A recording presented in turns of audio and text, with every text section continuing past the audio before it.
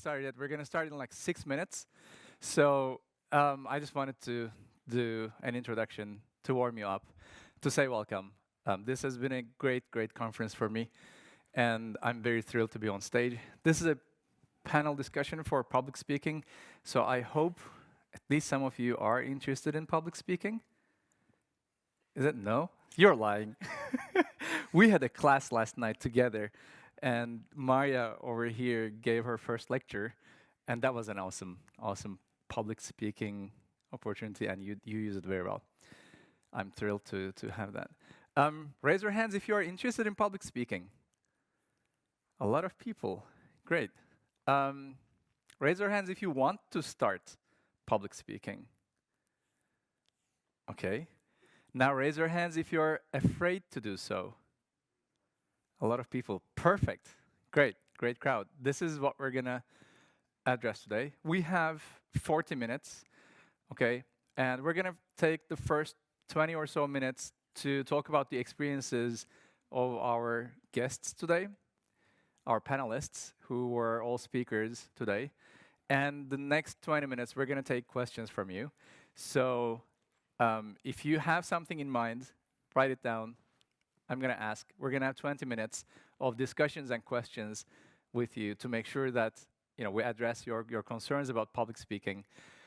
I'm also, since we have some time, I'm also very thrilled for this opportunity at Codemotion. I love Codemotion. I've been attending as a speaker for the last couple of years, and in various cities, in Rome, in Amsterdam, in Berlin.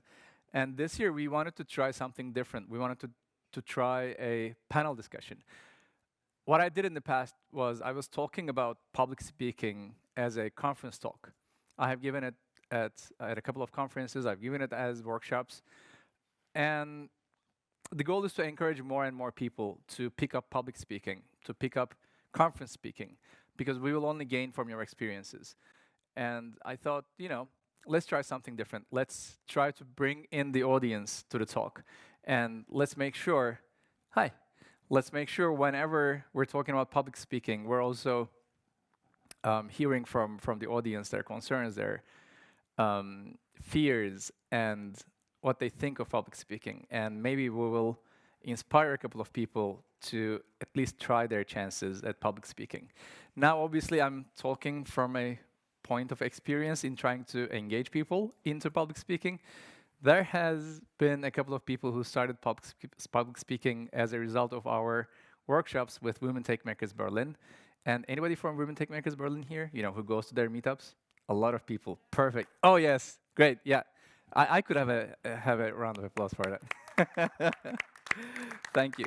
That literally shows me the power of the community. And we're so many people, and I'm so happy to have all of you here and to have this impact on our engineering culture at Berlin. And so some people picked up public speaking with our guidance and suggestions and help, and I'm super happy to be here today to host a panel discussion about it. We're going to talk about different experiences from different speakers today. We have 2 minutes before we start. If you have watched their talks, we're going to host Rafaela, Dave, and Lara today. Amazing speakers, talented in different aspects. So today we're going to try to cover every question you might ever have about conference speaking, about public speaking.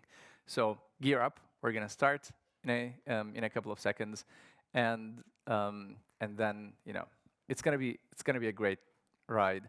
And the goal is to have, if you remember, I asked the question, I said, raise your hands if you're afraid of public speaking. I hope the number of hands will go down and you're gonna be engaged and excited to start your public speaking careers, start conference speaking. And I will count ourselves as lucky and successful if we are able to do that by the end of this talk. Now, as a general, hey, hello. We have a couple of spots here, so I encourage you to come forward to join the discussion with us. It's going to be more cozy, friendlier if you're all together here. This is an exercise that I try to do all the time with my talks. We have a lot of space here, or there's a concentration here. Maybe if I move here, you will also move with me, because we also have some seats here. Okay. Again, how we're going to do this is we're going to have 20 minutes of content that I prepared for you. I'm going to ask questions. I'm going to try to give a hard time to the panelists. And then for the second 20 minutes, the microphone will be with you. That's great music. Whose is it? Yours? Perfect. It's cool music, though. Yeah, we could use it as a background music. Okay, if technically everything is set, then I'm going to start. Are we good to go? Perfect. All right. Again, welcome to Codemotion Berlin 2019 public speaking panel discussion. I'm used to calling this public speaking workshop. This time we're going to do it as a panel discussion. We're going to have amazing guests, and I'm now going to introduce them to you and on stage. First, I'll have Lara Martin. Please join us, and please give her a round of applause. Please, just pick any seat you want. Lara today did a talk about Flutter, the UI kit from Google, I guess, right? So she's an Android engineer, Android developer, and she didn't start her career so long ago, but already she has a lot of conferences under her belt, and she's giving great talks. They're like amazing and professional.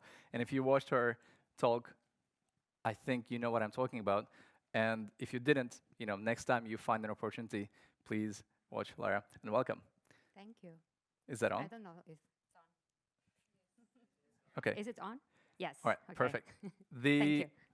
The next panelist today will be Dave Cheney. And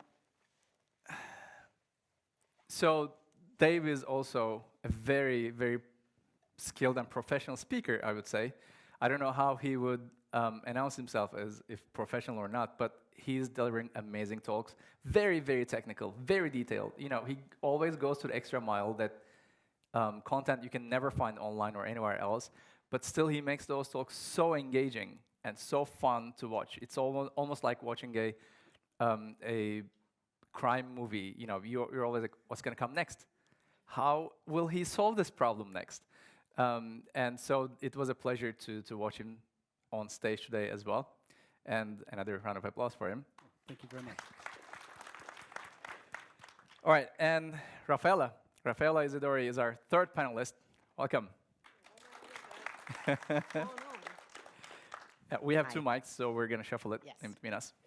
And now I can sit, I guess. So today, Rafaela talked about mindfulness and design and inclusion. And I don't know how she does it. She comes up with amazing content all the time and delivers them, again, super smoothly. And I'm always like, I don't want this hour to end. Please, could you talk for at least 2 more hours on this subject? It's super interesting to hear about her experiences. So we have a great crowd here, and I'm going to now let you speak up for yourselves. Could you please tell us what you're doing and who you are? Yeah, so you already said my name is Lara. I'm an Android developer. I'm based in Berlin. Work as an Android developer, but I'm always talking about things that are not Android, like today about Flutter, and because I just love it and I want to share it. Yes, I started speaking a year ago thanks to a workshop that you organized with women tech makers, and yeah, I've been loving public speaking so far a lot. Thank you. Rafaela? Thank you. I promise I won't talk for 2 hours, which is a sacrifice, know that. Well, I'm a designer, and I'm a budding social entrepreneur, so that's something I'm really excited about. Budding. Budding, yeah, I'm just starting to. I'm just preceding. I still have to get the terminology down straight, but the startupper in me, it's kind of like super newbie, but it's a social entrepreneurship project, and I'm really excited about that. I'm sold. Yeah, you'll hear about it. Yeah, just wait, and that's it. And I'm here to represent the fact that you can screw up, and it's okay. It's okay. It's okay. Guess we're gonna come to that in a little bit. Dave. Oh, thank you. Sorry. So my name is David. You can probably tell from my accent, I'm from Australia. I think the reason why I'm here talking today is I've been very passionate about Go for the better part of a decade now, and through that has probably led to becoming a public speaker, organizing conferences, and being involved in not just the kind of aspect of being a fan of Go, but a content producer as well. Yeah, you're right. So the next 5 minutes, I want to talk about how you started public speaking. We don't have a format. Pick up the microphone however you like and start talking. How did you start public speaking? What was the story for you? Should I start? Yeah, go ahead. I started public speaking in December 2017 at a work camp because my friends were organizing it. And I said, oh, okay, I'll give it a shot. And in a little less than 2 years, I gave about, I think, 25 talks throughout Amazing. Europe. Yeah. So, and it's a lot of fun. It's really a lot of fun, and it's gym. You get better, and you get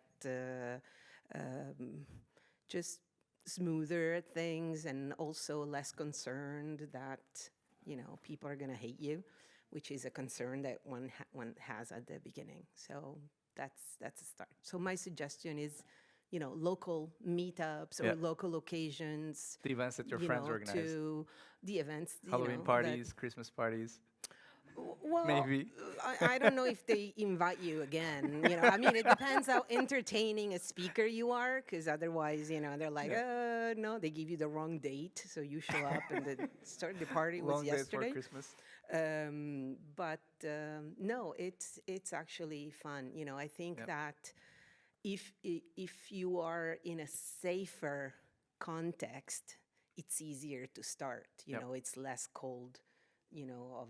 Of a start, and you're more like, well, okay, I'm amongst friends. They're not gonna say horrible things about me, just bad things, but not horrible. Yeah. Anyone else? So I started just a little bit over a year ago, thanks to your workshop about public speaking. I went there. I knew I wanted to start speaking somehow, like sharing things, but I didn't know how. And that gave me a little push. And after the workshop, I remembered that I submitted to a conference for DACFest. I submitted a proposal for a workshop that I did with my husband. So it was like 2 people doing something, but in front of 60 people, you know, and speaking for almost 2 hours. So it was quite hard, but something that we enjoyed. And so that worked out. It worked out really well. Yeah. And so that would be the first time I did it. At the same time, I was organizing with 2 colleagues of mine at work a study group to teach people Flutter. So that also gave me another push to be in front of people and explaining things and talking. And besides that, then I gave my first talk in a meetup in Berlin, alone. But it was among friends, I would say, because I've been going to that meetup for 2 years, I think, and or year something, and I know a lot of people, and it felt like home, more or less. Yeah. But still, I was afraid, of course. Sure. We're going to talk more about being afraid in this context, but Dave? I think it was probably 2013. I think we were quite lucky that in Sydney there are some of the original authors of Go, very first developer advocate lived there as well. And so we had very early on, had a few Go meetups, and me being very passionate about Go, I'd write to Andrew and say, when's the next meetup? And he's like, oh, well, I'm busy, I'm traveling, like, if you want to organize it, I'll figure out the space, you organize it. And so both I became the organizer of the Go meetup in Sydney, and as anybody, if there are meetup organizers here, you realize that the most important thing to a successful meetup is a regular cadence, which means that you have to find speakers. Yeah, you have to you have to commit to let's do it every month, and then the next problem you have is who's going to talk, who's going to present, and the way it seems to work out is for the first year you don't really get people coming from the audience, so you have to do all the presenting yourself. And I hadn't really given any public speaking since we call it 10th grade in Australia. Like we would have to do creative writing and kind of essays in front of the class. And when I graduated high school, I thought, well, I'm going to be an engineer. I probably don't need these skills anymore. So it was very much through necessity of like I wanted to have this meetup, which means, well, I'm going to present my crappy presentations, and hopefully you'll get so sick of that you'll step out of the audience and you'll take the role off of me. So that was how I got started. How many people did you inspire by doing this? To start speaking. To do that, it took a long time. Like it took honestly a couple of years, and part of that was we didn't really keep the regular cadence, because just as the original meetup organizer was traveling a lot, I ended up traveling a lot as well. I had a job that put me on the road a lot. And people were like, you're already doing a great job. Why should anyone else talk? While they were talking. There are kind of structural factors in Sydney that while there is a lot of technology, it's mainly driven by big banks and financial companies, which meant that I would always ask in the meetup, who's heard of Go? Like everyone put up their hand. They weren't just here for like free food. And I say, well who's using Go? And all their hands went down because they didn't really have the job that encouraged that kind of independent thinking. They were they had and to. you became the superhero of Go and decided to change this once and for all. I don't know if that's an accurate characterization. Like it was, the meetup in Sydney still struggles, but what that led for me was because we travel a lot with Canonical, we'd do sprints, we'd go to other places. I'd be like, oh, there's I think the second talk I ever gave outside Australia was in San Francisco. There was a San Francisco Go meetup group, and then after that, I got invited to come to a conference in. No, after that, then it was the first GopherCon we had, and there were event organizers there who were trying to recruit speakers to come to their Go conferences they were trying to get off the ground. So that's kind of how I got my start. My next question will be, how much experience do you need to start speaking at conferences? About a topic, for example. I don't think you need experience.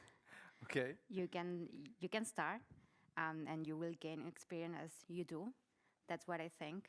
Mm-hmm. I didn't have any experience, of course, when I started, and but I'm learning by doing. I don't think, for sure I can improve many things, but of course, at the same time, everything I'm doing now, it's way better than a year before. What about the topic that you were telling in your talks? How much experience would you need in that topic? For example, in Go, how much experience would you need to start talking about Go? Not very much. I mean, what I spoke about that first time was the project that I was working on. I think that's probably that would be the bigger story. Like talk about what you know. Don't talk about what you think someone else wants to hear. Talk about what you know. And so by that extent, you probably know as much as you need to. Okay, that's a tricky question.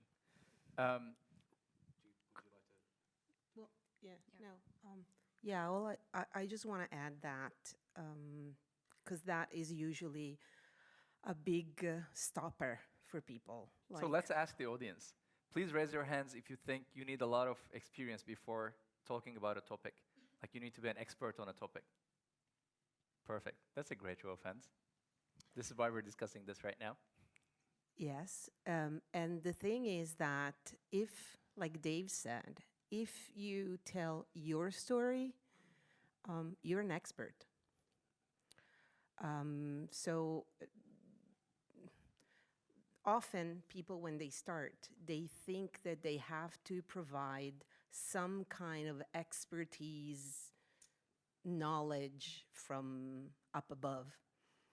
And really, I mean, and some do, some are experts and are teachers, and that's fine. But if you focus on just really telling your experience, or even how you handle a situation or what you do. What if we don't have any experience? What if we're just starting out our careers? No, you have experience. I mean, if you're alive, you have, you have experience. You're a professional human being. Exactly. You are a human being, and you have, you must be an expert at something. You could even talk about what you don't know. You could even talk about your struggles. You could even talk about how hard you find a certain technology. Or you could talk about the fact that I don't even know what Go is, so I'll Google that afterwards. But, so I gave my first talk at a work camp, and I'm a communication designer. So I was like, they're not going to, what am I going to tell them? I'm not a developer. I don't know. So I ask myself, what do I know? And I know about... is for WordPress developers. Exactly. WordCamps are the events of the WordPress community. And most is development, and now, a little more about design. But being a communication designer, I wasn't even a digital designer a lot. So I said, well, what do I know a lot of? I know a lot about branding. And then I said, no one's going to care. Lie. They loved it. I had people like waiting really outside. I felt like super VIP, I had people waiting for me. And the thing that really freaked me out is that my first talk, the 3 people that were waiting for me had 3 marketing agencies. So I was kind of confused because I'm like, you guys should know this, but anyway. So wait, that actually leads to the next question that I have that I want to talk about. What are the perks of being a speaker? Because you mentioned, I felt like a VIP or something. Well, Yeah. Well, for me, the most super fun perk is that you get to meet a lot of people. At conferences, when you are, speakers get a little bit of a special treatment. And in particular, they usually get a dinner for speakers, which it's not, no, it's not the free food. No, forget about that. But it's an occasion for networking that is super valuable, much more valuable than, attending. Because when you attend a conference, you're in the public, and you can, of course, walk up to a speaker and talk to them. But if you get to, hang out with them, it's a smaller crowd. Do you become a cool kid? Well, I don't know. I was a cool kid, even without, I don't, Okay. You don't become a cool kid. You just, your opportunity for networking, which are really fundamental in the business, Lara. are really higher. For me, I would say that it's the visibility I get. That's the best thing I get, I would say. Because I'm out there sharing something, and maybe that will lead also to some networking, like getting to meet another person, or more people that are doing the same things. They like the same things as I do. Also, I get out there to the world and say, hey, this is what I'm doing. And somehow, people can remember, my name and say, oh, she was speaking about this and she knows about that. It gives some kind of more credibility, I would say, and which is also good when you're not the senior in the team. So that's something. So it also had an effect on your job, on your work? Yes, yeah, of course. You On how by they see you, on how your peers saw you? yeah, I would say that it's more like again something else. I learn about communication, which is very important at work, which I didn't know. But yeah, but I think in general the perk for me is visibility and show, you know, my work when I'm doing, and Yep. well, Dave. I think my answer's probably changed over time. Okay. But before I was before I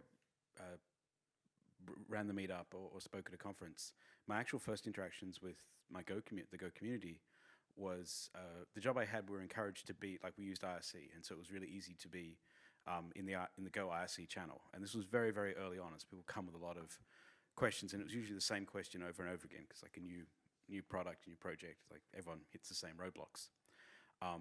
And being an engineer, I kind of got tired of answering the same question every single day, and I thought, well, if I just write the answer down, then I can send people the link. And so that's how I got started with a blog.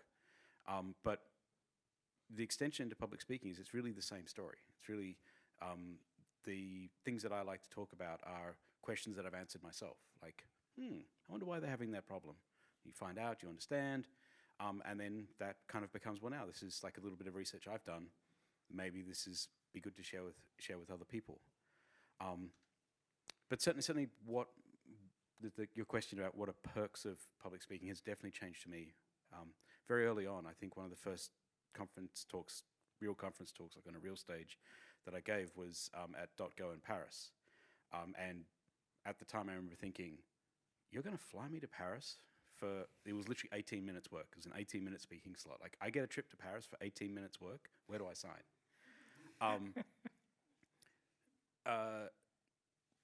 Over time, that deal becomes less kind of sweet. It's like, it's a long way to fly.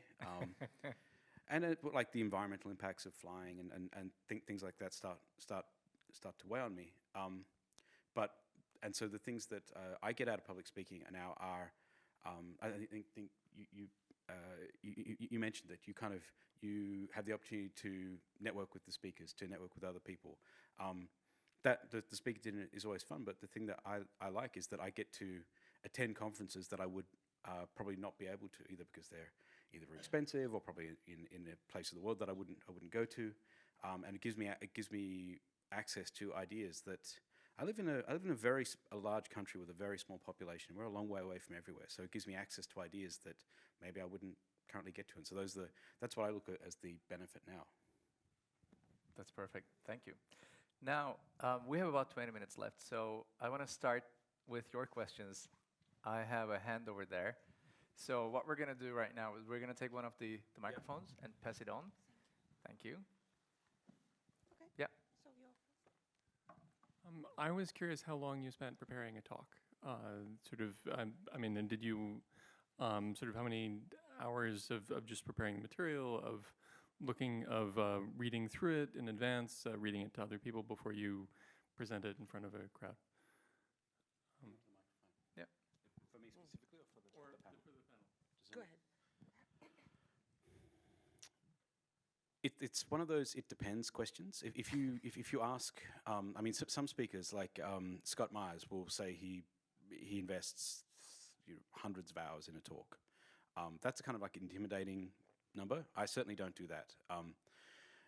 I generally I have ideas that I'm thinking about for a long time. The kind of whole proposal process from like I think of an idea through I propose it through months pass and then you go to the conference. Maybe you count that as like hundreds of hours of time, but for me, it's usually there's a research component in it. A couple of weeks of thinking and writing, and even that may be overstating it. One of the things is that I know the style that I like to present in. I know the way that I like to form an argument, and that kind of gives me a framework for how would I fit this argument into kind of the way I've given a talk before. So I think perhaps again any number I can quote to you is kind of biased by I've been there and done that.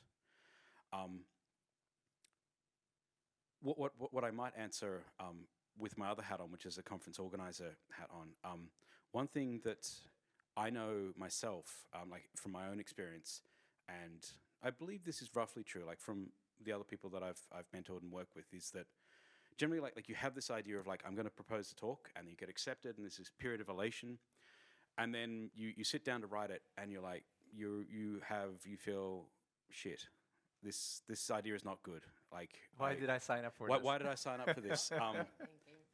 Yeah, and perhaps the specific response is different for everybody, but I believe that moment of self-doubt, and there is a part of writing a talk of like, well, I said I was going to do this, I signed up to it, I can't let people down, I've just got to grin and bear it and find the best bits out of it. And I think there is that point of like thinking, oh, I've made a terrible mistake, is a really good opportunity for procrastination. And if that goes on too long, you can run out of time to write your talk. So I think if there's ever a difference between what you call an experienced speaker and a less experienced speaker, it is how well they manage that period of, I'm now doubting what I was going to present, and how they could just manage their own emotional state and kind of get through it. It depends. Yeah, it depends. A couple of weeks of investment. But think of like if you're working on a piece of software, or you're working on any kind of creative activity. There are periods of like, I'm literally just sitting and writing and doing the mechanics of this, and then there are going for walks and thinking about ideas and researching and reading books. Like I don't know how to summarize all that time, but yeah, a couple of weeks, a month, I think is reasonable. For you? Yeah, I would say that it's not a couple of days. It's not something like, 2-3 days and I'm going to do it. In my experience, again, it's really hard to measure it because it's an ongoing process. And even if I give the same talk in different places, it's never really the same talk. There's You tweaks change the content, you change the slides. well, not necessarily the content, but the delivery is always different. And then maybe between one, the giving the talk and the next time I give the same talk, something has happened. So maybe some slides change, maybe some don't.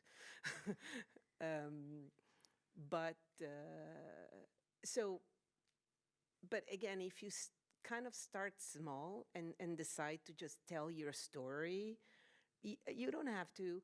I think something that may constrain people is thinking that there's such thing as the perfect talk.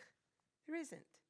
You can have 10 slides and... Do you improve your talk? Absolutely. The more you give it? Absolutely. I gave this talk a year ago at Dagfest. Yeah. And I cannot even, it's just like totally changed. It evolves. And of course you look at yourself and you're like, oh my God, look at that. Oh, that was so terrible. But it's okay. So is it okay to say the speakers that we watch on stage, even though they prepare their talks, they're also practicing it so many times in conferences. Absolutely. That, it's not a chance that they look kind of good because they're doing it, 10 times, maybe 20 times. Yes. And also it's, even if they don't, see, there's one thing that I hope I'm not, advancing anything, but the one thing that you have to remember, I'm going to ask a question. How many of you here hope that anyone or all of us look like fools? Who came to just see us fail? Honest show of hands. It's all right. Nobody. Because you don't go listen to someone. I mean, you may leave and say, I expected something different, or oh, what a surprise, or I liked or I didn't like. But nobody expects you to fail. So it's okay, it's okay. It's okay not to be perfect, not to be, it's okay to have your notes. It's okay to, have slides that can be improved, because sometimes if you're not a designer, you may have slides that like sort of run into all the no things about slides, it's okay. It's okay. I mean, people want to see you succeed. They don't want to like go home and say, ha ha ha ha, you know, I just went to that conference to see who screwed up. So, Okay, yeah. any other question? Okay, we have a couple of hands here. Start with. Oh, let's say. I was wondering if anybody, if you has experience with other performing arts, like acting, music, and if you think it's helpful to think of public speaking as performing arts. Anyone? Acting, music, other? I don't, but I've always been funny, so I don't know if that works. Dave? I think there are definitely aspects of a bunch of disciplines. Like there is presenting the information. So like information, isn't information theory? What is it? Dooft talks about the presentation of information. There is aspects of stagecraft, like modulating your tone, managing your stress and anxiety on stage. There are aspects of like the material you're going to present. So I think in the broadest spectrum, you could say like it is a branch of performing arts, but also don't come away from that saying, oh great, now I have to write a talk and be a speaker and be funny and be a thespian and be all these other things. These are just aspects that you can work on if it's something that you really enjoy, but they're not mandatory and not really core to the opportunity, which is to communicate an experience or a story or just some knowledge to people in the audience. I can add something to this. I do music on stage. I sing and I play the guitar. I can say it really helps being on stage. You have an acquaintance with the stage itself. And voice classes help to control your voice when you're speaking. It's not a must. It just helps. And it's definitely a performing art. Like being on stage and talking about something is performing. It's a performance that wears you down, that tires you down. But it's, I'm not saying this to be scary. It's also a lot of fun to do that. Any other questions? Raise your hands. There was another. Yeah.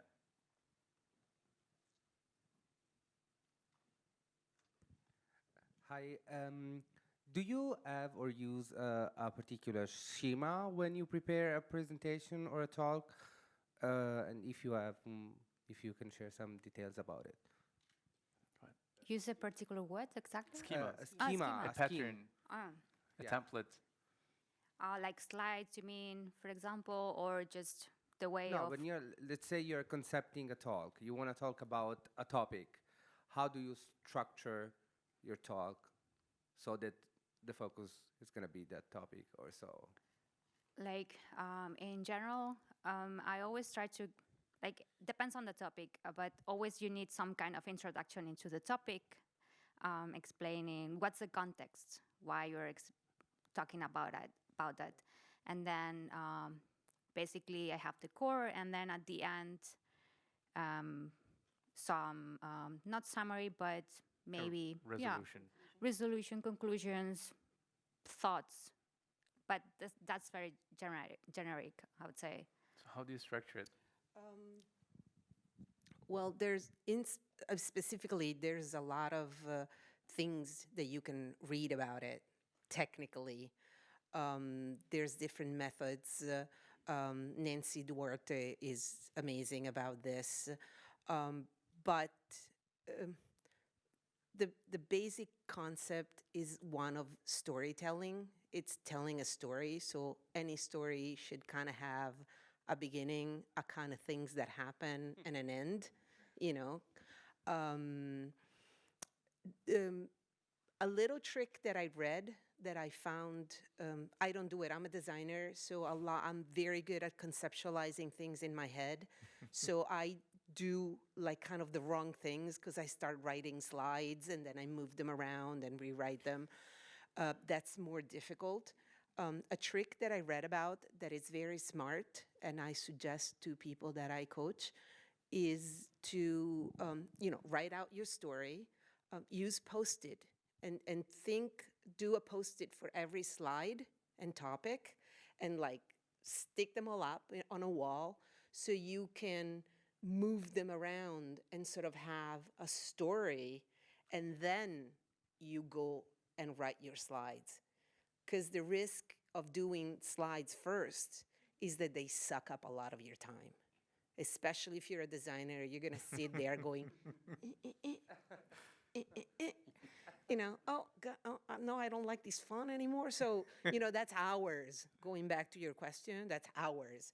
So if you first kind of get it sketched out this way, then you save up time and then you can concentrate on doing that. Yeah, so something I don't do the post-its, but what I like to do is to write everything I want to explain, like first, syllables, more or less, ideas. And then I start writing down because I never know how long it's gonna be each block. So I just write down things and then I kind of try to guess how long each slide is gonna be, like how many slides I will need for each part. And at the end, I will build the slides. Yeah. Okay. Always at the end. Do you have anything to add? I agree with building like starting with the slides is I think problematic. It's different. You make your life harder. The one thing I'd add is that anytime you open your mouth, not just like here, sitting here, or on stage, or whatever, is that you're putting forward an argument. You have a position, and you're trying to convince. Even informing people is putting forward an argument. And as my co-panelists have pointed out, like it's got to have a beginning, a middle, and an end. And the conclusion is kind of the most important bit. Like if you weren't paying attention to like a 40-minute talk and you just listened to the last sentence, that should be the most important one. It should tell you everything you need to know. It's the conclusion. It's the summarization. So for me, I always start at the end. Like, what is if people weren't paying a lot of attention, what is the one thing I want them to take away? And that kind of becomes the conclusion. You can restate the conclusion. Like, this is kind of like high school creative writing. You restate the conclusion as a question.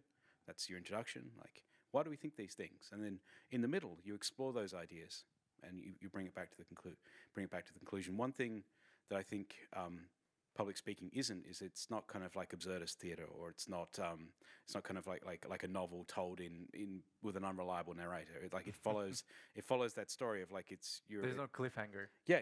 Like you have to have a conclusion at the end of your talk, because otherwise people are like, well, what am I like? The reason you've come here is you want to learn more about public speaking. So if we never give you any information about that, we just kind of talk around the topic, you're going to leave unsatisfied. So every talk needs a conclusion, like a thing that you take away. I don't want to break the fourth wall about being a conference organizer, but as a conference organizer, when you're reviewing proposals, like it has to be very clear, like what are the audience going to get out of this? What are they going to get for their 40 minutes? What are they going to know after this talk that they didn't know before? And that's kind of like the crucial piece. Okay, I think we have Thank time you. These for... are all great suggestions. Really, thank you. Thank you. Thanks. I think we have time for one more question, a short one. Where can it here? There you go. Just use this. So the question is, how do you choose a topic for talk proposal? And if you remember any of your first ideas as a beginners, as an audience, we are beginners as well in this. You might tell us maybe one topic that was rejected and one topic that was chosen. So choosing topics I still find it difficult for me, but I kind of get ideas when I talk to people, like I explain what I'm doing and blah, and someone says, oh, that's interesting. And then I'm like, oh, maybe that could be something I can talk about, and share it. That's how more or less I get the ideas. But also about the experience. That was my first solo talk. I talked about my own experience, like how I was a junior developer at some point, and all the things I was learning to progress and things that helped me progressing in my career could help other people. So I wanted to share that. Were you ever rejected? Not yet. Okay. Anybody But rejected? it's been only like a year. Yeah, absolutely. So what was a rejected talk and an accepted talk for you? No, all the talks I've given have been rejected and accepted. So Because there you applied was- multiple times yes, to because multiple I've applied conferences. to a lot of different things. So there's, and also one thing that you learn is that rejection has nothing to do with you, nor the value of your talk. You know, there's, as you know, as an organizer, you know that, you know, when you choose the topics and the talks that you accept, there's so many things that come into place. What other talks are there? What's the, you know, there's an attention given to being diverse. So the fact that someone does not accept your talk has no connection to the value of your talk. This doesn't mean that all the talks that are presented are good, but it only means that if you get rejected, it's not personal. It's not you. It's an opportunity to, a lot of conferences will tell you why if you ask them, you know, like for what reason you weren't picked. Not all of them, it depends. But, you know, it's you know, so what? You know, you propose it somewhere else. I mean, it's, if it matters, most of my, I live in Italy, most of my rejections came from Italy. I've spoken to a lot more conferences International outside of, crowds. yeah, outside of Italy. And, you know, and it did kind of like, you know, it felt like, you're my people, you know, you should love me. But I know that it's not, you know, I've learned that it's not personal. Do we have another question there?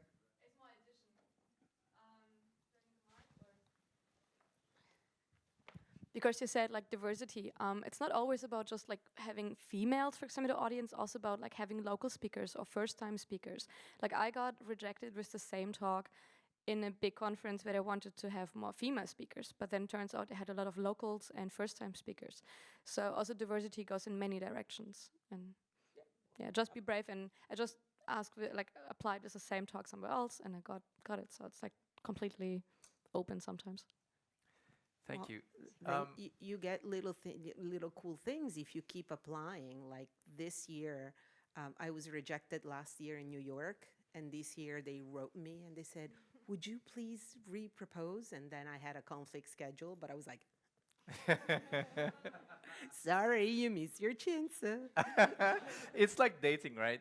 You never stop I at know, one you know, one it's just- proposal, but Yeah, when they no. come back, you're like, no, thank well, you. if it's any, you know, valuable, when I started speaking, I gave my first talk. I loved it, and so I decided that every place there was a work camp, because that's how I started, that was either a city where I had friends or a city that I had not visited, I would apply.